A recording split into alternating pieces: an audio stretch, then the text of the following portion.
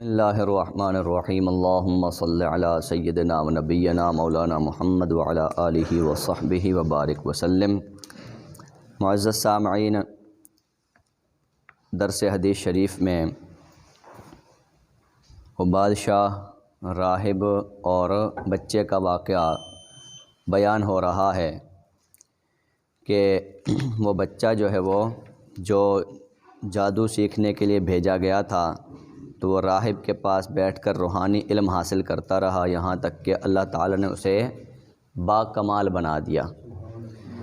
تو وہ بیماروں کو دعا کرتا تھا اور اللہ پاک شفا عطا فرما دیتا تھا۔ تو بادشاہ کا ایک مصاحب، وہ اندھا تھا، وہ بڑے تحائف لے کر اس کے پاس پہنچا۔ اس نے کہا اگر تم مجھے ٹھیک کر دو تو یہ سارے تحفے تمہیں دے دوں گا۔ تو اس نے کہا میں شفا نہیں دیتا، شفا کون دیتا ہے؟ اللہ تعالیٰ۔ تو اس لیے اگر تم اللہ پر ایمان لے آؤ تو اللہ تمہیں بھی شفا عطا فرما دے گا۔ اب ہوا یہ کہ فآمن باللہ تعالیٰ، وہ اسی وقت اللہ تعالیٰ پر ایمان لے آیا، کلمہ پڑھ لیا۔ فشفاہ اللہ تعالیٰ، تو اللہ تبارک و تعالیٰ نے اسے شفا بھی عطا فرما دی۔ اب ہوا یہ کہ فأتی الملکہ، وہ بادشاہ کا جو وزیر تھا وہ واپس بادشاہ کے پاس لوٹا پلٹا۔ فجلس الیہ کما کان یجلس، اور وہ اپنی نشست پر ویسے ہی برجمان ہو گیا جیسا کہ وہ بیٹھا کرتا تھا، اپنی نشست پہ آ کر بیٹھ گیا۔ فقال له الملک، بادشاہ نے اس کو دیکھا، یہ کیا تم وہ کیا کہتے ہیں اندھے نہیں تھے؟ کہاں اندھا تھا، کئی آنکھیں کہاں سے آئیں؟ یہ کس نے تمہیں واپس کر دی ہیں؟ کیسے تم ٹھیک ہو گئے؟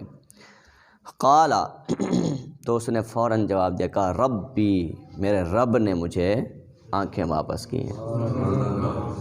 یہ وہ بات ہے۔ اب وہ بادشاہ جو کافر تھا، اور کافر بھی اس حد تک کہ وہ خود کو خدا کہتا تھا، اللہ کے وجود کا انکاری تھا، اللہ پاک اس کے دربار میں، اس کے سامنے اپنا نام کیسے پہنچا رہا ہے، یہ اسی کے کام ہے۔ وہ کیسے کیسے اسباب جوڑتا ہے، کڑی سے کڑی جوڑتا ہے، جب وہ اپنا کام کرنے پہ آتا ہے تو کر کے رہتا ہے، بندے کے وہم و گمان میں بھی نہیں ہوتا۔ جو کسی کا کام بنانا چاہے تو بنا کے رہتا ہے، وہم و گمان میں نہیں ہوتا۔ جو بگاڑنا چاہے تو وہ لاکھ حفاظتی حصار کھڑے کرتا رہے اپنے ارد گرد تو وہ بگاڑ کے رہتا ہے، اور بندہ کچھ کر بھی نہیں سکتا، اس کے وہم و گمان میں بھی نہیں ہوتا۔ تو اللہ تبارک و تعالیٰ، اب دیکھیں اس نے اپنا نام اس دربار میں پہنچانا، یا اس کو اپنے نام سے روشناس کرانا تھا، وہ کہاں وہ بچہ اور جادو سیکھنے کے لیے اس کا انتظام، اور پھر اس کے بعد وہ اندھا وزیر، اس تک بعد پھر وہ گیا آنکھیں ٹھیک۔ اب اس کے بعد آگے سنتے کڑی سے کڑی جڑتے ہوئے تو بندہ حیران رہ جاتا ہے، واقعی اتنی بڑی وہ ترتیب صرف وہ ذات دے سکتی ہے جو خود بہت بڑا ہو۔ ہم چھوٹے لوگ چھوٹی چھوٹی کہانیاں سوچیں گے نا، چھوٹی چھوٹی باتیں سوچیں گے، اس طرح اتنی بڑی اسٹوری ہم لوگ نہیں لکھ سکتے، عام بندہ نہیں لکھ سکتا، بندہ لکھ ہی نہیں سکتا۔ یہ واقعی رب کا کام ہے کہ ادھر سے جوڑ کے ادھر سے جوڑ کر پھر یوں کر کے پورا ایک واقعہ بنا دینا، اور پھر وہ ایک دم سارا کچھ بدل جانا۔ قال ربی، اس نے کہا میرے رب نے لوٹایا۔ قال، تو وہ کہنے لگا وَلَكَ رَبٌّ غَيْرِي، کیا میرے علاوہ بھی تمہارا کوئی رب ہے؟ بادشاہ یعنی جو ان کی رعونت اکڑ جو ہوتی ہے اسی انداز میں کہا ہوگا کہ وَلَكَ رَبٌّ غَيْرِي، کیا میرے علاوہ بھی تمہارا کوئی رب ہے؟ قال، تو اس وزیر نے وہاں پر کہا ربی وربک اللہ، کیا کہا؟ ربی وربک اللہ، میرا رب بھی اللہ ہے اور تمہارا رب بھی اللہ ہے۔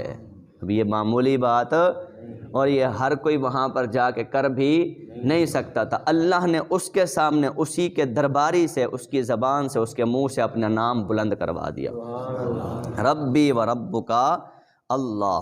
اب ہوا یہ کہ فاخذہ، اس نے فوراً اس کو گرفتار کروا لیا، اپنے درباری کو، فوجیوں کو کہ گرفتار کرو اس کو، یہ کون ہوتا ہے مجھے میرے وہ علاوہ کسی اور کو رب کہنے والا۔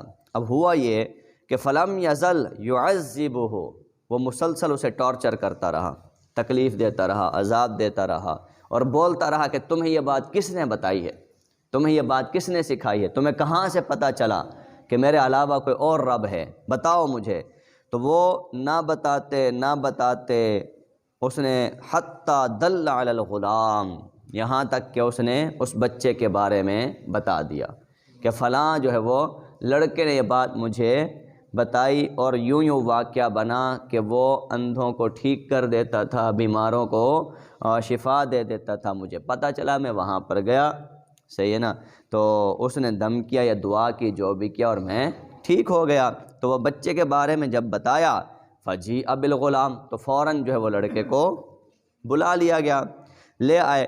فقال له الملک، تو بادشاہ نے اس سے کہا، ای بنیا، اے بچے، اے لڑکے، قد بلغ من سحرک ما تبرئ الاکمہ والابرص وتفعل، کہ مجھے تو یہ خبر پہنچی ہے کہ تم نے جادو سیکھ لیا ہے اور جادو میں اتنے باکمال ہو گئے ہو کہ اب تم جو ہے وہ اندھوں کو بھی ٹھیک کر دیتے ہو اور کوڑیوں کو ٹھیک کر دیتے ہو، وتفعل، فلاں کارنامہ، فلاں کمال تمہارے اندر آ گیا، فلاں کمال۔ تو کیا یہ بات واقعی ہے، درست ہے؟ اب وہ اس کو ایک لاشعوری طور پہ اپنی طرف ہی قائل کرنے کی کوشش کر رہا تھا کہ تمہیں جو میں نے جادو سیکھنے کے لیے بھیجا تھا، تو کیا تم نے واقعی اتنا جادو سیکھ لیا ہے، ٹھیک ہے، اس کمال پہ پہنچ گئے ہو؟ فقالا، تو بچے نے وہاں پر ڈٹ کے کہا، انی لا اشفی احدا، کہ میں تو کسی کو بھی ٹھیک نہیں کرتا، میں کسی کو بھی شفا نہیں دے سکتا، انما یشفی اللہ تعالی، شفا کون دیتا ہے؟ اللہ تعالی ہی دیتا ہے، شفا کون دیتا ہے؟ اللہ تبارک و تعالی ہی دیتا ہے۔ تو جو اس نے جب سنا تو اس کا پھر دماغ خراب، کہ بچہ بھی تو وہی بات کر رہا ہے کہ شفا جو ہے وہ اللہ دیتا ہے، اور یہ میرا کمال، میری بادشاہت، سلطنت، اس سب کے لوگ انکاری ہے۔ تو فَأَخَذَهُ، اس نے اس کو بھی، بچے کو بھی گرفتار کر لیا۔ اب یہ اگلی بات، واقعے کو آگے چلانے سے قبل میں یہاں پر ایک بات آپ کے سامنے عرض کرنا چاہوں کہ یہ حدیث پاک ہمیں یہ بتا رہی ہے کہ شفا واقعی اللہ تبارک و تعالی دیتا ہے۔ یہ دوائیاں بھی اسباب ہیں، ڈاکٹرز بھی اسباب ہیں، ہمیں یہ اسباب اختیار کرنے کا بھی حکم دیا گیا ہے، لازمی طور پہ اختیار کرنا چاہیے، میڈیسن لینی چاہیے، ڈاکٹر کو چیک کروانا چاہیے اور اپنا چیک اپ، لیکن اس کے ساتھ ساتھ جو حقیقی سبب ہے اس کی طرف بھی رجوع کرنا چاہیے۔ بیماری کے عالم میں اپنے رب کی طرف لوٹنا چاہیے، رجوع کرنا چاہیے، پلٹنا چاہیے، دعا کرنی چاہیے، اس کے سامنے گڑ گڑانا چاہیے کہ اللہ مجھے شفا عطا فرما۔ حضرت ابراہیم علیہ السلام، جو آپ کی دعا قرآن پاک میں مشہور منقول ہے، اس میں بھی یہی ہے کہ آپ نے فرمایا وَإِذَا مَرِضْتُ فَهُوَ يَشْفِينِ، ہر ڈاکٹر صاحب کی کلینک میں لکھا ہوتا ہے، پتہ نہیں ہمارے ڈاکٹر صاحب کی کلینک میں بھی لکھا یا نہیں لکھا، سبحان اللہ، دیکھا نا، ہر ڈاکٹر صاحب کی کلینک میں یہ آیت لکھی ہوتی ہے کہ اذا مریضت فہو یشفین، میں جب بیمار ہوتا ہوں تو مجھے یہ شفا اللہ دیتا ہے۔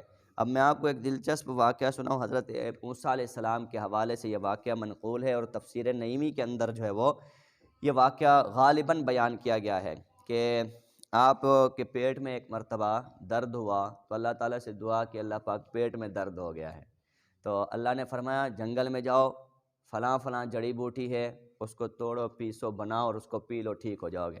حضرت موسیٰ علیہ السلام دوڑے گئے اور جو ہے نا وہ بوٹی توڑی، بنائی اور پی لی۔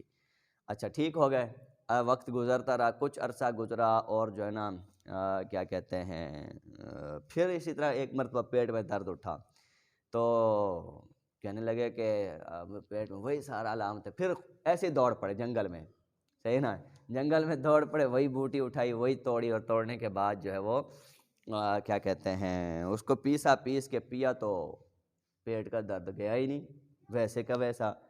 فوراً اللہ کی بارگاہ میں دعا کہ اللہ تبارک و تعالی، علامتیں بھی وہی ہیں، بیماری بھی وہی ہے، بوٹی بھی وہی ہے، پہلے ٹھیک ہو گیا تھا، اب کیوں نہیں ٹھیک ہوا، اب کیوں نہیں ٹھیک ہوا؟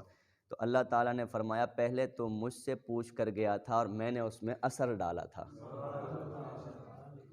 وہ میرا کمال تھا، اب تو نے نہ مجھ سے دعا کی نہ مجھ سے پوچھا، ایسے خود بھاگا چلا گیا، تو نے اپنا کمال دکھایا ہے، تو بھلے بوٹی وہی، بیماری بھی وہی، ٹھیک کرنے والا تو میں ہوں نا، تو یہ وہ بات ہے کہ آپ یہ دیکھیں بعض اوقات وہی علامات ہوتی ہیں، بندہ وہی میڈیسنز لیتا ہے، ٹھیک ہے، اور کہتا ہے ٹھیک ہو جاؤں گا، بعض اوقات ٹھیک ہو جاتا ہے، بعض اوقات ٹھیک نہیں ہوتا۔ تو دراصل یہ جو ہے نا بیماری اور صحت، موت، زندگی، یہ کچھ دولتیں اللہ کی ہیں جو اللہ کے اختیار میں ہیں۔ اللہ پاک دیتا بھی اسی لیے کہ میرا بندہ شدت سے مجھے یاد کرے، زیادہ مجھے یاد کرے، تو کرنا چاہیے۔ اسی چونکہ بیماری اور صحت کا ذکر آ گیا تو انتہائی ایمان افروز، انتہائی ایمان افروز واقعہ آپ کو سناتا ہوں، 1-2 منٹ کا، یہ نہیں، زیادہ پریشان نہیں ہونا آپ نے، تو اس سے یہ ہے کہ ایمان تازہ ہو جائے گا،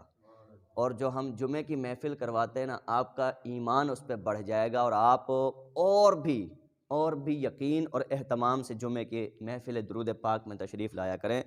سعودی عرب کے ایک بہت بڑے عالم، ان کا نام ابو صالح کر کے اس طرح کوئی ہے، وہ بہت بڑے عالم ہیں، صحیح ہے نا، یونیورسٹی کے پروفیسر ہیں، عالم بھی ہیں قرآن و حدیث کے، بیمار ہو گئے تو ہاسپٹل میں گئے تو ان کی اوپن ہارٹ سرجری جو ہے نا وہ ہونا تھی، صحیح نا، دل کھول کے اس کے اندر والز وغیرہ کا جو بھی مسئلہ تھا۔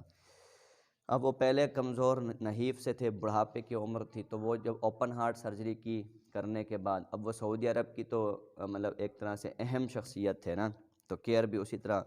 اب وہ جو ہی ان کے جو نا وہ ٹانکے لگائے تو ڈاکٹرز کی ٹیم گئی، ایک ڈاکٹر اندر آیا تو فوراً جو نا وہ کیا کہتے ہیں دیکھ کے چیخنے لگا، اور پریشانی کے آثار عالم، رونے میں بھاگ گیا فوراً چیخ کے باہر۔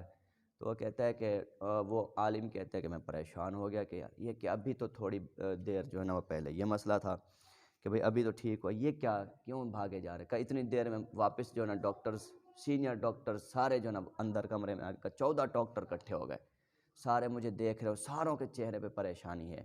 تو کہ میں بھی پریشان ہو گیا، میں نے پوچھا بھئی خیر بتاؤ تو صحیح کیا مسئلہ ہے بھئی، تو وہ نہ بتاتے انہوں نے جو ہے وہ میں نے کہا بھئی جو بھی مسئلہ ہے مجھے بتائیں، میں ذہنی طور پہ تیار ہوں، صحیح ہے۔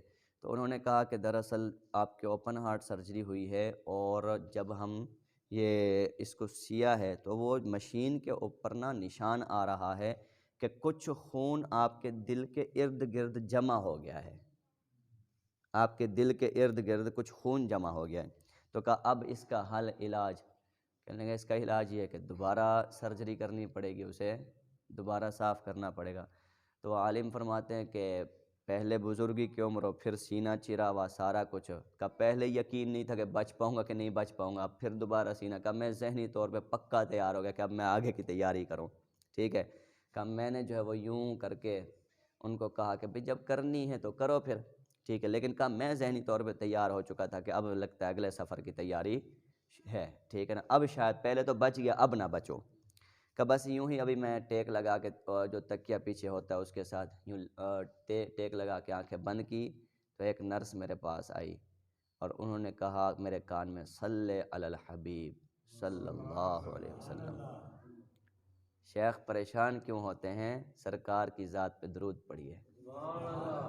اوپن ہارٹ سرجری کا مسئلہ ہے، اس کے ارد گرد خون جمع ہے اور پھر دل کو کھولنا ہے۔ کہ جیسے ہی اب وہ عالم تھے کہ نرس نے جیسے ہی جو ہے نا یہ بات کہی تو میرے ذہن میں یہ واقعہ آ گیا کہ سرکار صلی اللہ علیہ وسلم نے ارشاد فرمایا کہ دعا کے اندر تم اول بھی درود پڑھو، آخر بھی درود پڑھو، دعا قبول ہو جاتی ہے۔ جب صحابی نے ایک پوچھا کہ میں دعا کس طرح مانگوں تو حضور نے فرمایا درود پڑھ کے دعا مانگو۔ تو فرمایا کتنا؟ کہا کہ جتنا دل کرے، یا اس طرح الفاظ ہیں، تو انہوں نے کہا اگر میں 1/3 درود پڑھوں اور باقی دعا مانگو، کہا ٹھیک ہے لیکن اگر اور زیادہ کرو تو اور بہتر ہے۔ کہا اگر آدھا درود پڑھوں آدھا دعا مانگو تو پھر کہا یہ بھی ٹھیک ہے لیکن اور زیادہ کریں تو اور بہتر ہے۔ تو انہوں نے عرض کیا اگر میں 3 حصے درود پڑھوں 1 حصہ دعا مانگوں تو حضور نے فرمایا یہ بھی ٹھیک ہے، اگر اور زیادہ جو ہے نا دعا میں درود پڑھو تو یہ اور بھی بہتر ہے۔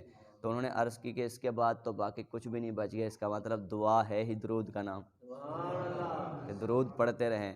تو کہا کہ جو ہے نا میں نے عرض کی اس کا مطلب آقا میں پھر سارا ہی درود پڑھوں؟ تو حضور نے فرمایا اگر تم ایسا کرو تو اللہ تبارک و تعالی تمہیں جو ہے وہ 2 برکتیں عطا فرمائے گا، ٹھیک ہے نا۔ تمہیں 2 برکتیں عطا فرمائے گا۔ ان میں سے پہلی برکت یہ ہے، اللہ نے فرمایا اللہ تمہارا ہر غم دور فرما دے گا، اللہ تمہارا ہر غم دور فرما دے گا۔ تو اب وہ کہتے ہیں کہ میرے ذہن میں یہ بات آ گئی، ٹھیک ہے نا، کہ میں بھی تو اس وقت تکلیف اور غم کی عالم میں ہوں، غم کی پریشانی میں ہوں، تو کیوں نہ میں درود پڑھنا شروع کر دوں۔ اس نرس کے اتنے کہنے پر کہا میں نے درود پڑھنا شروع کر دیا، کہ میں آنکھیں بند کر کے درود پڑھ رہا تھا، پھر وہی ڈاکٹر آیا جو پہلی دفعہ آیا تھا اور چیخ مار کے بھاگ گیا تھا، صحیح نا، کب وہ پھر اندر داخل ہوا، اس نے پھر چیخ مار دی۔ میں نے اس کی چیخنے پہ آنکھ کھولی تو میں نے کہا بھئی اب کیا، جب بھی آتے ہو تم جو مجھے پریشان کر کے چلے جاتے ہو ہر وقت، کیا مسئلہ ہے اب؟ کہ وہ اس نے کچھ بھی نہیں بتایا، پھر ڈاکٹرز کو جو نا وہ بلا کے لے آیا، کہ پھر 14 ڈاکٹر اکٹھے، تو ساروں کے چہروں پہ جو نا وہ حیرت بھی ہے، خوشی بھی ہے، اور جو نا وہ آنسو بھی ہیں، صحیح نا۔ تو وہ کیا کہتے ہیں، میں نے کہا بھئی اب کیا مسئلہ ہو گیا ہے؟ تو انہوں نے کہا کہ مسئلہ اور کچھ نہیں ہے، بتاؤ آپ نے کیا کیا ہے؟ کہ بتاؤ تو ہوا کیا ہے؟ کہ تو آپ بتائیں کیا کیا ہے آپ نے؟ انہوں نے کہا پہلے بتاؤ کیا ہو گیا؟ کہا کہ وہ جو دل کے ارد گرد خون جمع ہو گیا تھا اب سے کچھ دیر پہلے، اب ہم جو واپس آئے ہیں تو وہ سارا خون صاف ہو چکا ہے، سارا خون صاف ہو چکا ہے۔ بھائی معمولی بات نہیں ہے، یہ معمولی بات نہیں ہے کہ دل کا معاملہ 14 ڈاکٹرز کی ٹیم وہ سجیسٹ کر رہی ہے، ٹھیک ہے نا، کیا آپ سمجھیں یہ اتفاقی ہو گیا؟ اتفاقی معاملات نہیں ہوتے، یہ ہے روحانیت کی برکت، درود کی برکت، اللہ رسول پہ کامل ایمان و یقین کا نتیجہ، صحیح ہے۔ تو اگر اللہ پاک بیماری ہو تو اس کی طرف رجوع کرنا چاہیے، آپ ضرور دعا بھی کریں، دعا بھی کریں، آپ آقا کریم صلی اللہ علیہ وسلم کی بارگاہ میں التجا کریں، درود پڑھا کریں، ان چیزوں کی برکتیں ہوتی ہیں۔ وہی درود کا ایک بہانہ ہم نے جمعہ کا بنایا ہوا ہے، یہاں بیٹھتے ہیں، میں آپ کو یہ دعوت دیتا ہوں کہ یہ 4 دن کا درس ایک طرف اور جمعے کی وہ محفل ایک طرف ہے، تو اس میں اتنے اہتمام کے ساتھ، اتنے ذوق کے ساتھ تشریف لایا کریں۔ یہ جو ہم لنگر کرتے ہیں اور محفل کرتے ہیں، یوں سمجھے کہ آقا کی بارگاہ میں ایک بہانہ بنایا آپ کی توجہات کو سمیٹنے اور اپنی طرف کرنے کا۔ اور یہ جو لنگر وغیرہ اس میں جو ہے نا وہ کیا کہتے ہیں وہ کیا جاتا ہے، یہ بھی صرف حضور کے نام کا ہوتا ہے، حضور کی بارگاہ کا ہوتا ہے، ٹھیک ہے نا۔ تو اس چیز کو میں کہتا ہوں جمعے کے دن کو اور شدت سے آباد کرے، فجر کو لوگوں کو دعوت دیا کرے، بلا کے لایا کرے۔ ہمارا مقصد اللہ کے گھر کو بھی آباد کرنا ہے اور نبی پاک صلی اللہ علیہ وسلم کی محبت اور آپ کی ذات پر درود پاک کو پڑھنا بھی۔ تو اللہ تعالیٰ سے دعا ہے کہ اللہ پاک ہماری دنیا کی بھی خیر فرمائے اور اللہ پاک ہمارے دین کی بھی خیر فرمائے، ایمان کی سلامتی عطا فرمائے، زیادہ سے زیادہ درود پڑھنے کی توفیق عطا فرمائے۔ وما علینا الا البلاغ۔ اللہ